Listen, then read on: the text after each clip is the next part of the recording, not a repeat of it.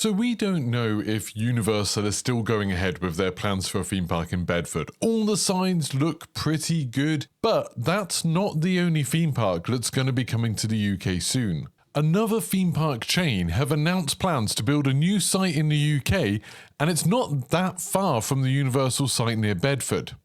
A plot of land in Bicester near Oxford, which is just over an hour from the Bedford site for Universal, is being looked at by a company that's behind the Puy du Fou theme parks that are in France and Spain. They have plans to build a third theme park in the UK and a fourth theme park sometime soon, but we don't know where that fourth location is going to be. So while saying a plot of land is being looked at doesn't sound that exciting, they do already have a website up about the public consultation. They're running 2 sessions like Universal did. It seems like it is all being taken very seriously, and this is something that Puy du Fou have actually been looking at doing for quite a while. They've said in the past they wanted to build a theme park in the UK, and it looks like it might be happening. So what is Puy du Fou? Despite being the 4th most visited theme park in France after the 2 Disneyland parks and then Parc Asterix, I feel like a lot of theme park enthusiasts don't know anything about Puy du Fou because it's a theme park that doesn't have any rides. So there's no roller coasters, there's no kind of flat rides, no amusement rides or anything like that. Instead, it's a theme park made up of immersive, large-scale spectacle shows, basically. And that's the main thing they run their theme parks on. So they blend historical stories from around the local area and the country that the park's in. So like I said, there's one in France and one in Spain.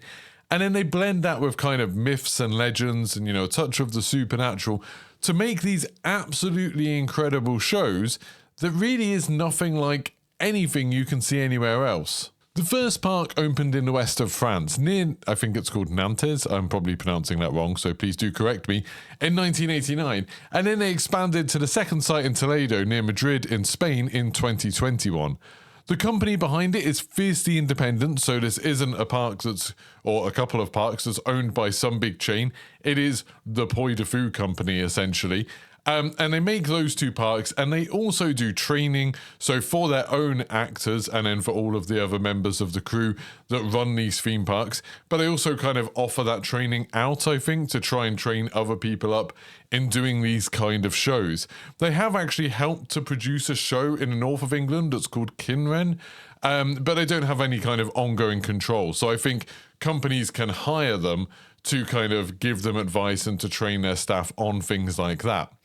I visited Puy du Fou about 20 years ago, so a long time ago now, and despite being really skeptical about the idea of going to a theme park that just has shows, because when we go to theme parks, we don't really like going to see shows very much, but I was absolutely blown away just with the scale and the spectacle of what we got to see. So the first show that we watched back then, 20 years ago, was Le Secret de la Lance, which is still a show that's ongoing, although I think they've changed a few bits. When we saw it, the set was like the facade of a huge castle with some other buildings nearby. And as you'd expect, the story was all in French, and, my French isn't great. But it wasn't too hard to follow. It was about this woman who was living in this village and then had to kind of defend it from English knights. And the English were very much the bad guys in this. Being in France, not too surprising, the English knights were not seen as the good guys. So they were attacking and she had to defend with the help of this magical lance that could sort of somehow make fire come out of absolutely everywhere.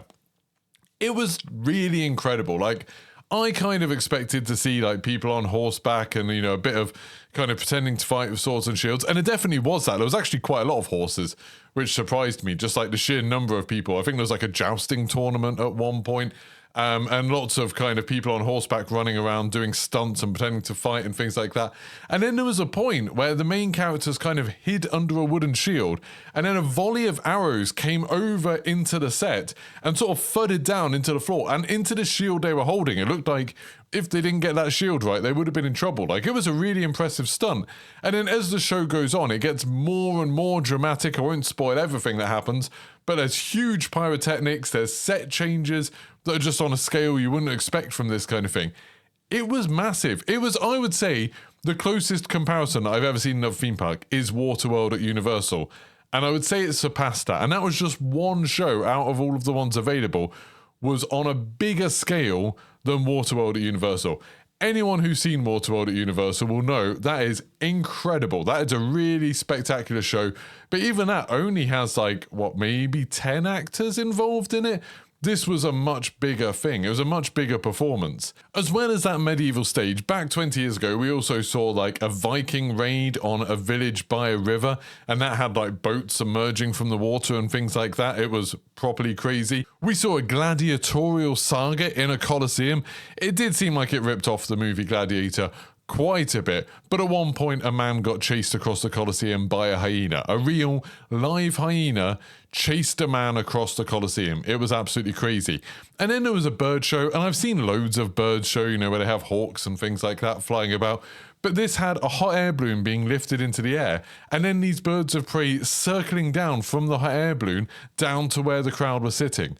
Again, it's just about something being more spectacular than you've ever seen elsewhere. Looking at their Wikipedia page now, they have 18 shows of kind of varying different scales and levels of interactivity, because some of them are big, like you sit in a theatre and watch this incredible spectacle, and then some of them are more like a little kind of tour, a little bit like what they do with the London Dungeons and things like that. The Spanish park is smaller than the French one, but it still has 11 shows, which is pretty impressive, and that's including a nighttime fireworks spectacular. The French resort has also grown aside from the shows. They now have 6 immersive themed hotels, and each one has like 100 rooms each. So they're not tiny hotels by any standard. And they have a convention centre set up for all different kinds of events. So the plans that they've announced so far in the UK are pretty sparse when it comes to details. They have a website called Puy du Fou Consultation, and all that really says at the moment is that they have plans to build a new park near Bicester, near the M40, and they outline the history of the company and say it does a lot of good for neighbouring communities. Apparently for every £1 spent in the parks, they generate an additional £3.20 spent in the local area, I assume through tourists making Puy du Fou just kind of a part of a larger trip. They want a 300 to 400 acre site. They're going to be spending £300 million making the park, constructing it. They're going to employ 700 people, with as many as 2,000 jobs being created at hotels, suppliers and other local businesses in the first year, and then that will triple over a period of time. The public consultation meetings are going to take place in Bicester on July 18th, so that's in like a week and a half, and then Oxford the day after that, so on the 19th. The company have said that they intend to open 2 new destinations before 2030. Interesting they mentioned 2030 because that's kind of when the Universal Parks and Resorts, the Universal UK theme park project is supposedly going to open. But so they want to open 2 new destinations before then, with the UK being one of them, and I don't think we know where the other one's going to be. The UK Puy du Fou would celebrate British history and culture, so the French one, the Spanish ones kind of celebrate their own country's sort of myths and legends and some of the historical battles. So the UK one, I would assume, would have things like King Arthur, the Vikings, the Civil War, maybe like Druids and Stonehenge. Not really sure. If you've got any ideas for what they could showcase in this, what kind of battles or historical figures they could put in, maybe leave it in the comments below. I would imagine maybe not so much wars between England and France. Maybe they won't do like the Battle of Hastings and stuff, but you never know. It just seems weird to have it, with it being a French company. But I don't know, maybe they would, it's not like it's too soon, is it? So this is all in the early stages. Like, this is all very much, they're doing consultations. They haven't even bought any land yet or anything like that. So although this feels like it's earlier, and it is earlier than the Universal project is, I think this will take less time to build, because building shows and things like that is probably less involved process than building, roller coasters and the infrastructure for a major theme park like Universal. I think it's pretty exciting, though, that we could be getting 2 new major theme parks in England, in the same area of England, really, within a few years of each other. I've said it before that I think more theme parks in an area is a good thing for all of them, and all of the existing theme parks in the UK. I know lots of people have said in my comments over and over again that Warner Brothers are going to be cross about them having the Harry Potter Studios experience, and they wouldn't want Universal to have Harry Potter in Bedford. But I think they really would, because I think there's plenty of people that wouldn't probably come to England to visit the Harry Potter studio experience. I personally don't think it's that great, to be honest. But if there was like a Universal theme park with a Harry Potter area and they could go to the studios just down the road, that's, you know, a holiday. That's something that they could plan for. That's something that will make them more likely to spend the money on flights and stuff like that. Now, with Puy du Fou opening another theme park in the area, that'll maybe make it even more tempting. I can imagine people coming to England and wanting to do Universal, and they could do Puy du Fou, whatever they call it, probably something more English sounding. And then maybe, you know, then they could do the Harry Potter experience, maybe. They could go to like Fort Park if they wanted to. There's quite a lot of experiences if all of these things get built within a reasonable area to sort of drive between or take public transport.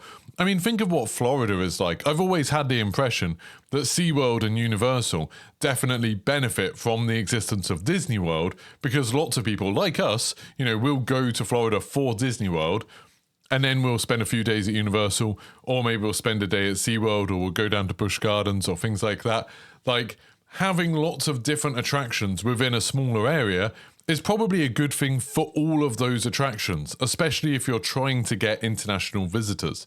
So let me know your thoughts on Puy du Fou UK. While this channel will obviously remain focused on Universal Studios and that project, I'll definitely be covering this because I'm just super interested. I'd like to go back to Puy du Fou in France at some point. Maybe we'll go to the Spanish one at some point. I didn't actually know that one existed. But I'll be really excited if we get one in the UK because I have really fond memories of it. And it's just something really different from anything else we have. So if you enjoyed this, if you want to see more of it, don't forget to like and subscribe. And I'll see you for the next one. Goodbye.